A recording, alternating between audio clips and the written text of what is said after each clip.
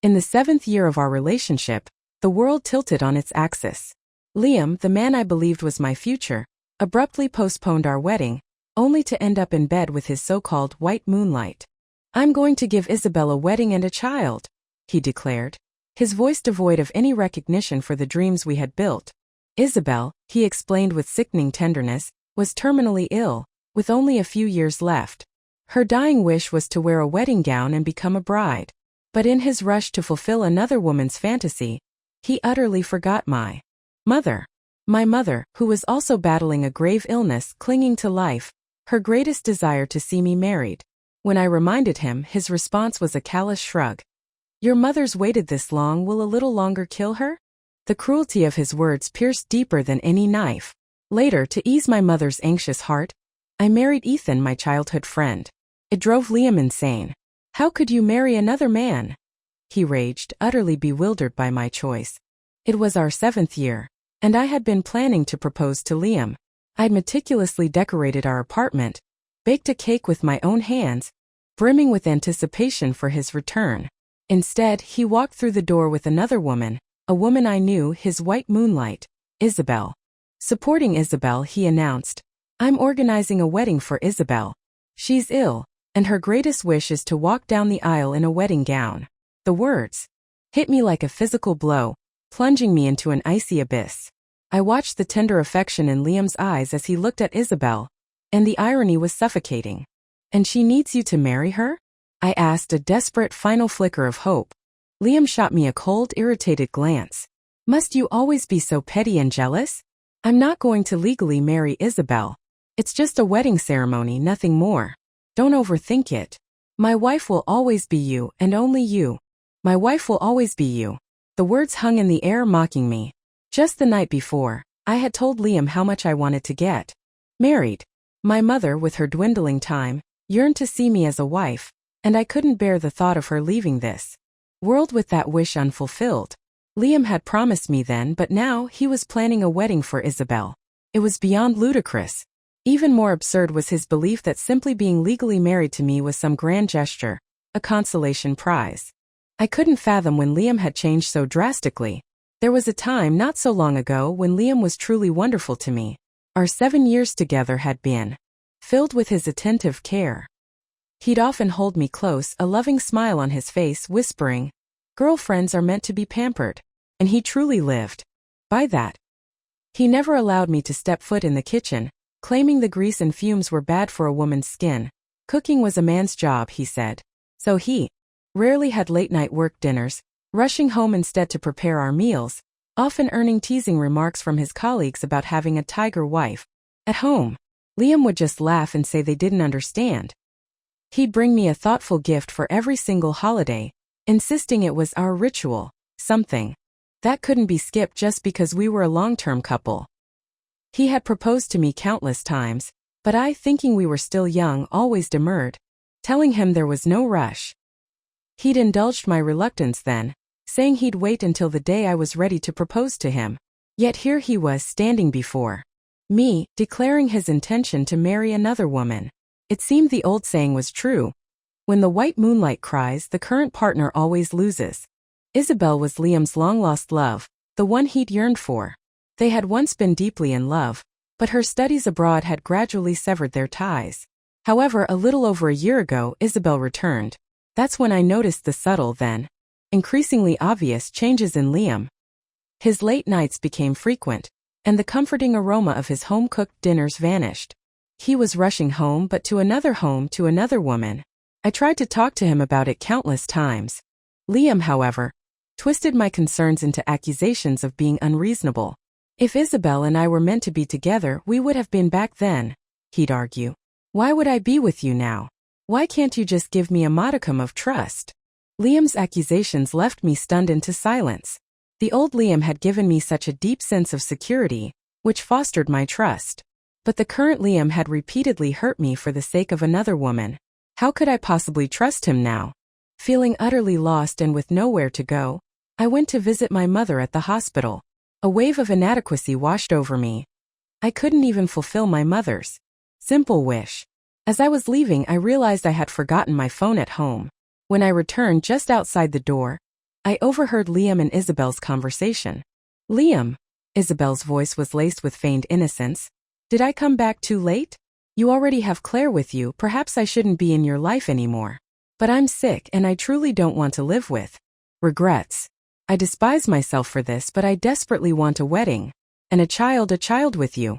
I won't steal Claire's place. Her position as your wife is secure. Why can't Claire fulfill this one wish for me? Liam looked at Isabelle with sickening tenderness, bending down to wipe away her tears. Isabelle, you're still so kind. Don't worry, Claire would never leave me, she's just jealous. You want a child, don't you? I'll give you one. Hearing Liam's words, my heart felt like a gaping wound, throbbing with excruciating pain. Moments later, faint gasps and moans began to filter through the door. I stood there, frozen in disbelief, as the horrifying truth dawned on me. They were in my home, our home, betraying me in the most intimate way. I remained rooted to the spot until the sounds ceased. Only then did I push the door open. At the sound of my entrance, Isabelle, startled, coyly hid herself deeper in Liam's arms. Liam, clearly annoyed at being caught in the act, glared at me. I thought you'd left? This is my home, Liam. I said, my voice dangerously calm. Do I not even have the right to return? Or perhaps I should just hand this house over for your squalid tryst.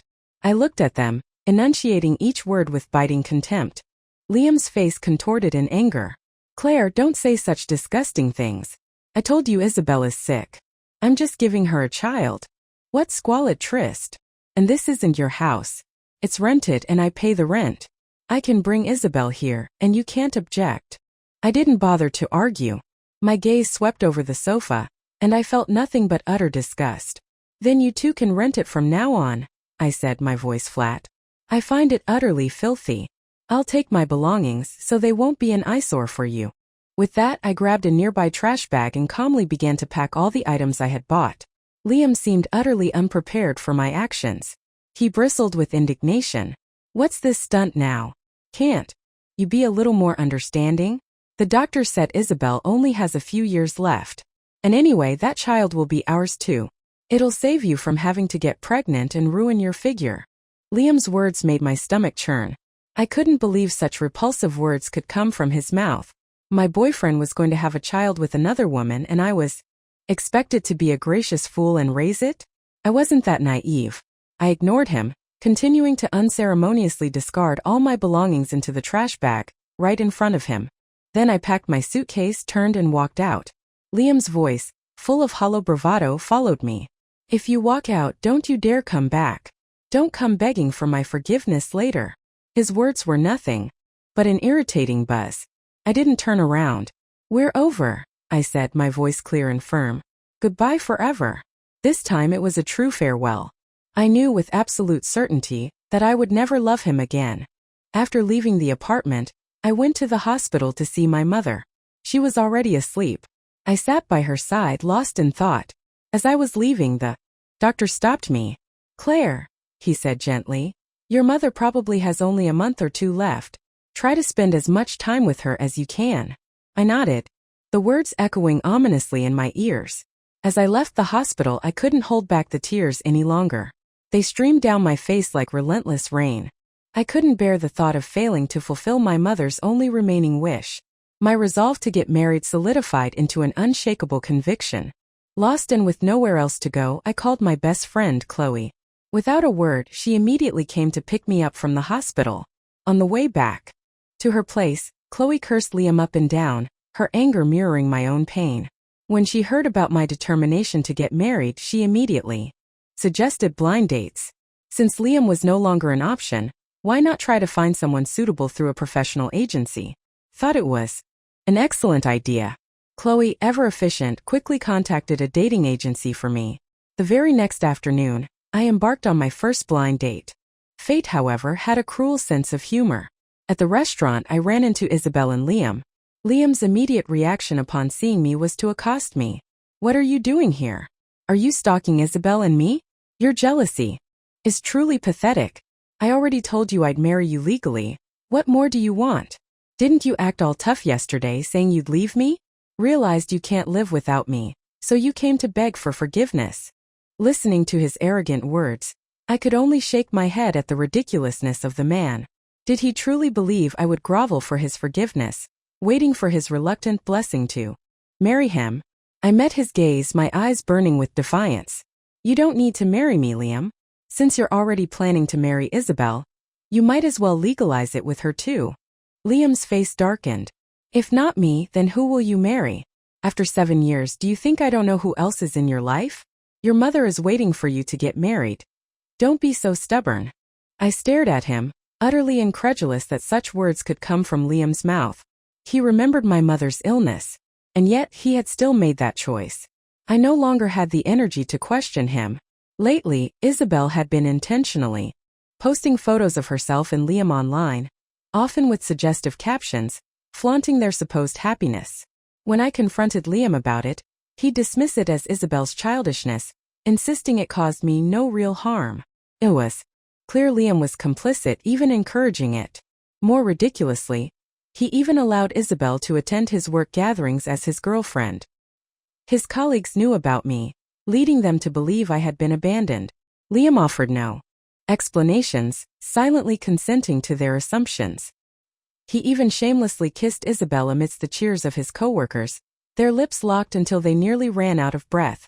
The surrounding atmosphere erupted in screams and catcalls. "Hello, I'm here for a blind date." A man's voice pulled me back to the jarring reality. I forced a brittle smile and exchanged basic information with him. Then, cutting straight to the chase, I stated my only requirement. I need to get married as soon as possible. Liam, witnessing this scene, froze. He couldn't believe it. I was actually on a blind date, genuinely planning to marry a man who wasn't him. His eyes turned dark and stormy. He rushed over, grabbed my arm and snapped at the man. "This is my girlfriend." The man looked from Liam to me, then back to Liam. "Going on blind dates when you have a boyfriend? Are you crazy?" He sneered, then turned and walked away. I was furious. I ripped my arm from Liam's grip and slapped him across the face. "I told you yesterday we're over. You want to marry Isabelle? Fine, I won't interfere. But don't you dare interfere with me. What right do you have anyway? I have absolutely no connection to you anymore." Liam, smarting from the slap, retorted angrily. "Fine then. We're over. I couldn't care less about you. If you want to degrade yourself by marrying someone else, go ahead." With that, he stormed back to his table. But I could feel his gaze constantly shifting towards me, though I paid him no mind. Chloe had arranged 2 blind dates for me, so I simply waited for the next one. After a while, the second man arrived. He immediately reached out, grabbing my hand. "If we're getting married, we should first test our compatibility in bed." I struggled violently, but he was too strong and I couldn't break free. Liam, witnessing this, instantly rushed over and punched the man. For a fleeting moment, I saw the Liam who had once loved me. The protective man I knew. But it was only a flicker. It wasn't him anymore. I calmly thanked Liam, then turned and walked away. Back at Chloe's place, she was buzzing with excitement, asking how my dates went. I recounted everything, my voice heavy with defeat. Chloe cursed Liam, calling him a two-timing dog. I felt utterly bewildered by Liam's behavior. If he wanted to be with Isabelle, why did he keep provoking me? Just then, Chloe received a phone call. After hanging up, she turned to me with a mysterious smile. "I have a great candidate for you." My interest was piqued. "Who is it?" "It's a secret," she said, her eyes twinkling. "The person who just called me is him. He'll be here soon." To my utter surprise, the person who walked in was Chloe's younger brother, Ethan. Chloe leaned in conspiratorially, whispering, "What do you think? He's trustworthy, you know his background." I stood there dumbfounded. Chloe gave me a knowing wink and then slipped away. I awkwardly faced Ethan. It had been years since I'd last seen him. Ethan broke the silence first, a faint smile on his lips. "Still remember me, Claire?" I nodded, my hand instinctively reaching out to pinch his cheek, a habit from his childhood, but then I quickly withdrew it. The Ethan standing before me was no longer the little boy I remembered. I feigned nonchalance. "Aren't you the little tag-along, Ethan?" Ethan nodded, cutting straight to the chase. "My sister said you're looking for someone to marry. How about me?" I couldn't believe such a bold proposal was coming from this kid. Chloe, Ethan, and I had grown up together. I had even held him as a baby. The thought of marrying him now was simply unimaginable. I lowered my gaze, avoiding his eyes. "Well, you're 3 years younger than me. That might not be quite suitable, perhaps. A woman 3 years older brings golden bricks, he countered, quoting a traditional saying, his voice playful yet firm. I stammered. That.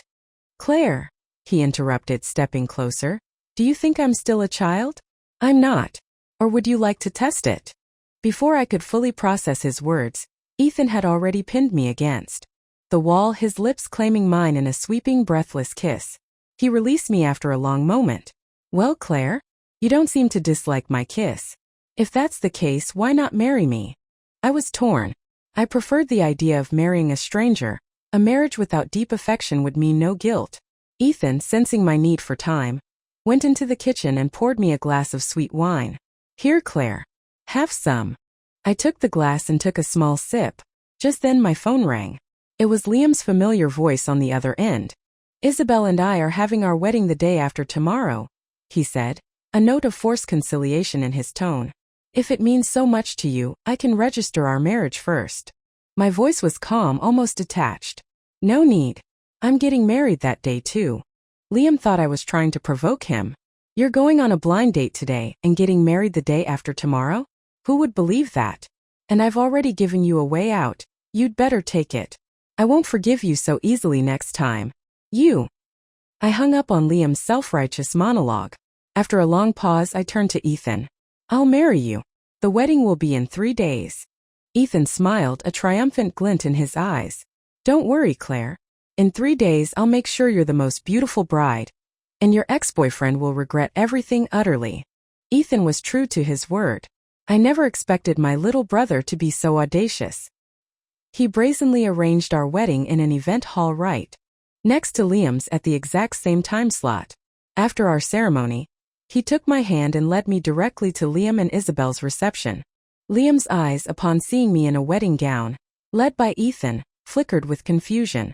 Then, as if something clicked, his face turned deathly pale. You're serious? Before I could speak, Ethan put an arm around my waist, pulling me closer. Former boyfriend, brother. Thank you for your generous relinquishment. Allowed me to marry Claire. I, in turn, raised our joined hands, showcasing our freshly exchanged wedding rings. We just got married. Right next door. Yes, yes, Ethan added, a mischievous glint in his eyes. Claire and I just exchanged vows, kissed, and completed every single wedding ritual, witnessed by all our guests. Liam refused to believe it. He lunged forward, trying to yank our clasped hands apart. But Isabelle quickly pulled him back. Liam, Claire loves you. So much. How could she marry someone else? She's just putting on an act to make you jealous. She's still waiting for you to marry her legally. Hearing Isabelle's words, the tension drained from Liam's face. His heart, which had just been in turmoil, settled back into arrogance. He looked at me with a scornful gaze. Claire, how could you sink so low? I almost fell for your trick. You staged this entire charade just to stop Isabelle and me from getting married. Frankly, you disgust me. Liam's self-important disdain was what truly disgusted me. Is that so? I retorted, my voice cutting. How can you be so sure it's an act? What if it's real? My wedding reception is next door. If you don't believe me, I can invite you for a celebratory drink. I won't even ask for a gift, since we're hardly acquainted. Liam's temper flared at my taunt. He refused to believe I could orchestrate such an elaborate deception with so many people. Fine, I'll go. The moment Liam stepped into our wedding venue, he froze. How was this possible? A gleaming signboard stood at the entrance, proudly displaying my and Ethan's wedding photo. Below it, in bold letters, read groom. Ethan, bride Claire. But Liam still wouldn't believe it. Claire, you've really outdone yourself. You got so many people to participate in your act. The props are impressive too. Must have cost a fortune. I sighed, utterly exasperated, but I didn't bother to explain further. He could believe what he wanted. Ethan, however, reached into his pocket with a cheerful smile and pulled out 2 crimson booklets. They were our freshly minted marriage certificates, obtained earlier that day. I hadn't even realized Ethan had them on him. He dangled the certificates in front of Liam, even flipping them open to the inner pages, where my name and Ethan's were clearly printed. Liam stared at the certificates, his eyes wide with dawning horror. Only then did he finally believe it. I was truly married. How is this possible? How could you actually get married? He lunged forward, grabbing my hand. Claire, you're lying to me, aren't you? How could you marry someone else? This is just an act. Suddenly, as if a thought struck him, he violently shoved Isabelle away. I'm not marrying Isabelle. I'll marry you right now, all right? I looked at him, a bitter laugh escaping my lips, and pointed at Isabelle. But you promised Isabelle a wedding and a child, didn't you? Isabelle, looking distraught, stepped forward, trying to pull Liam back. Liam, this is the wedding you promised me. You remember, don't you? To my surprise, Liam roughly flung Isabelle's hand away. No, my marrying you was conditional on not losing Claire. But now Claire is angry and doesn't want me anymore, so I can't marry you. He grabbed my arm, attempting to drag me away. Claire, I'm not marrying Isabelle anymore. Go get a divorce. We'll register our marriage immediately. I pulled free from his grip and slapped him, the impact sharp and stinging. Show some respect. I'm already married. Ethan instantly stepped forward, blocking Liam's path. Former boyfriend, brother, I must ask you to show some respect. Claire is now my wife. Ethan's voice was quiet, but every word carried immense weight. Upon hearing Ethan's declaration, Liam suddenly burst into a harsh, mocking laugh. Your wife? Don't you know your wife was my girlfriend? We were together for 7 years. How long have you two even known each other? Do you even love each other? Claire doesn't love you. You're just a convenient tool she found to get married. All I have to do is beckon, and Claire will come running back to me. Hearing Liam's words sent a chill down my spine. So that's what he truly thought of me. A plaything summoned and dismissed at his whim. That's why. He'd been so confident, so comfortable fulfilling Isabelle's wishes. He was utterly convinced I could never leave him. The irony was devastating. My eyes, now utterly devoid of warmth, met Liam's. Don't be so conceited, Liam. I won't ever come back to you. And you're wrong about one thing. Ethan and I have known each other longer than you have. Ethan, his arm still around me, chimed in. That's right, you didn't know? Claire and I are childhood sweethearts. We even had a childhood engagement. Claire has been my wife in name since we were little kids. She just had a momentary lapse in judgment getting involved with you. It's my fault, really, for not finding Claire sooner and letting her suffer for 7 years. I blinked, momentarily stunned, then the memories flooded back. As children, when we played house, Ethan would always chase after me, calling me Claire, my wife. I had dismissed it as childish babble, but Ethan had remembered it all these years. So Ethan genuinely wanted to marry me. The thought made me waver for a moment. Then I shook my head again. Childhood promises weren't serious. Ethan was probably just saying that to rile Liam up. I followed Ethan's lead. Liam, are you still going to delude yourself? There's no future for us. I took Ethan's hand, pulling him to continue our wedding celebration, no longer sparing Liam a thought. He remained standing by the doorway, his eyes bloodshot, watching me with a desolate expression. After the wedding, Ethan and I returned to the apartment he had prepared for us. I felt a little awkward. Although I was married to Ethan, he still felt like my little brother. Ethan, sensing my thoughts, gently led me into a room. The moment I stepped inside, I gasped in awe. The walls were covered with photos of us from our childhood, and years of solo photos of me. Every single picture was meticulously placed. He gestured shyly at the photos. Claire, I'm serious about you. I've loved you for a very long time. But when I was finally ready to confess my feelings, you were already with Liam. Seeing you happy, I didn't want to interfere. So I just secretly took your pictures and looked at them alone. When I heard from Chloe that you had broken up and were looking to get married, I hoped that person could be me. I truly love you, Claire. Please don't just see me as your little brother. I felt the warmth of Ethan's embrace, looking at each photograph. A sudden realization washed over me. This little brother was in fact quite wonderful. In a haze I remembered things from many years ago. Ethan would often go to great lengths to buy me my favorite crispy pastry, and Chloe would often tease him, saying he treated me better than his own sister. Perhaps even then this little brother had already fallen in love with me. I had just always categorized our relationship as sibling-like, but we were never truly siblings. With that thought, a sense of peace settled over me.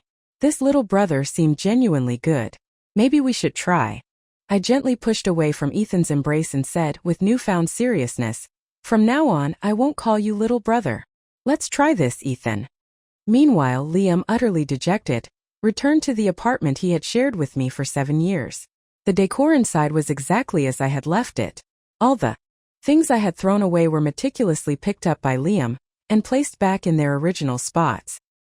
He ran his hand over each item, falling into a spiral of memories. The silhouettes of our heads cut out by a street artist during our trip to the ancient town, the clay figures we had sculpted together, the portrait drawn of us under the overpass. These were all remnants of our past. He couldn't comprehend how things had spiraled so dramatically. He couldn't resist. He snapped a photo of the apartment and immediately called me. When I answered, Liam's voice was desperate, pleading. "Claire, did you see it? I picked up all the things you threw away. Please come back." Isabelle and I.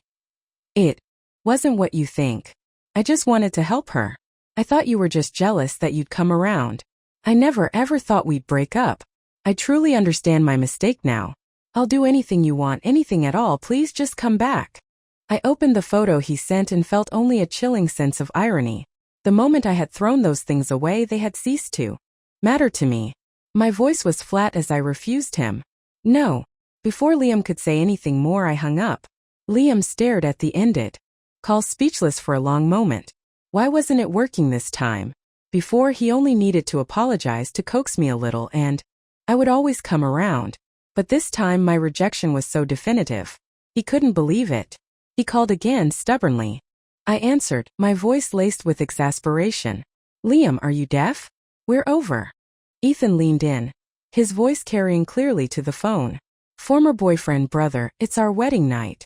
You're buzzing around like a fly. It's incredibly annoying. You're disturbing our happy married life.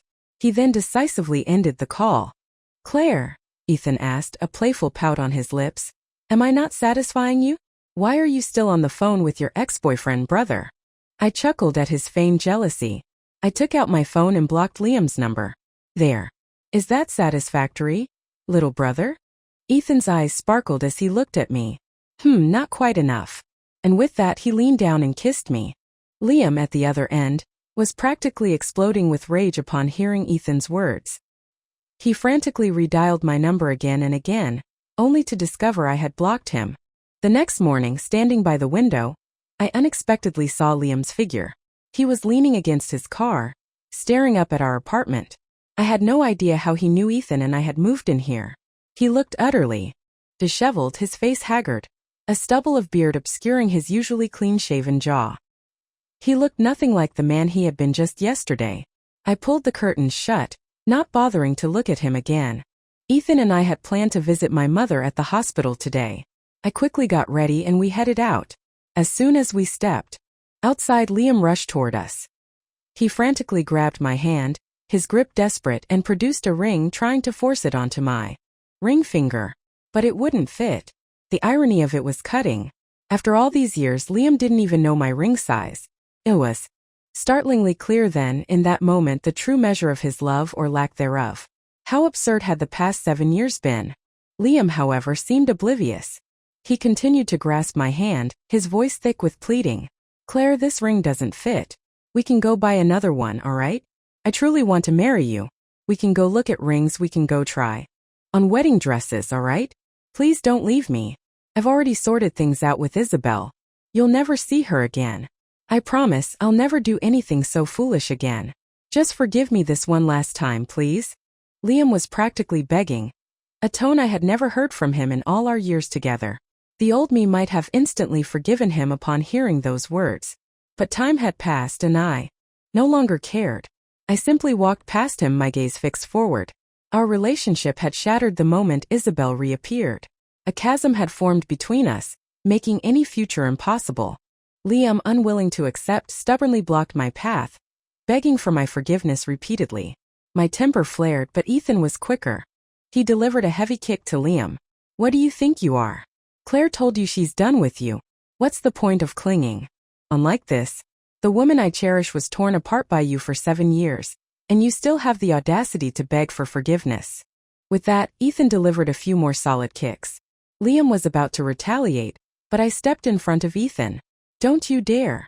I looked at Ethan with concern, and Liam, seeing the expression in my eyes, finally dropped his hand. In that instant he understood everything. He was truly losing me this time. There was someone else in my heart, someone more important than him. He watched our retreating figures, Claire and Ethan, embracing each other, a self-mocking smile on his lips. They had once loved each other so deeply. Now their paths diverged irrevocably. Perhaps he truly had made a mistake. In the car, I covertly glanced at Ethan's face. Ethan, catching my eye, grinned triumphantly. Well, Claire, don't you think I was super impressive just now? I've wanted to punch him for ages. He just conveniently showed up. I chuckled. I actually quite like that side of you. At my compliment, Ethan's cheeks flushed a deep red. It was endearing to see my little brother blush. Soon the car pulled up to the hospital. I held Ethan's hand as we approached my mother's bedside. The moment my mother saw Ethan, her face lit up. Ethan, come sit down. I looked at their interaction, puzzled. I hadn't even told my mother about the wedding yet. I planned to show her the wedding video later, since the doctor advised against her leaving the hospital. And if I remembered correctly, my mother hadn't seen Ethan in quite some time. Ethan, are you really with Claire now? My mother asked, her eyes twinkling. Ethan smiled. Yes, Mom. Claire and I are together. Didn't I give you a live broadcast yesterday? A live broadcast? What was going on? My mother, seeing my confusion, beckoned me closer. She then recounted everything I hadn't known. Claire, Ethan has been coming to visit me all these years. I've known for a long time that he loves you. For so many years I've longed to see you married, and honestly, Ethan was always my first choice. But you were with Liam, and I could see that Liam didn't love you as deeply. Still, your feelings were your own, so I never said anything. Now that you've broken up with Liam and are with Ethan, I'm truly happy. I listened, feeling as though I was in a dream. Ethan had done so much, yet I had been completely oblivious.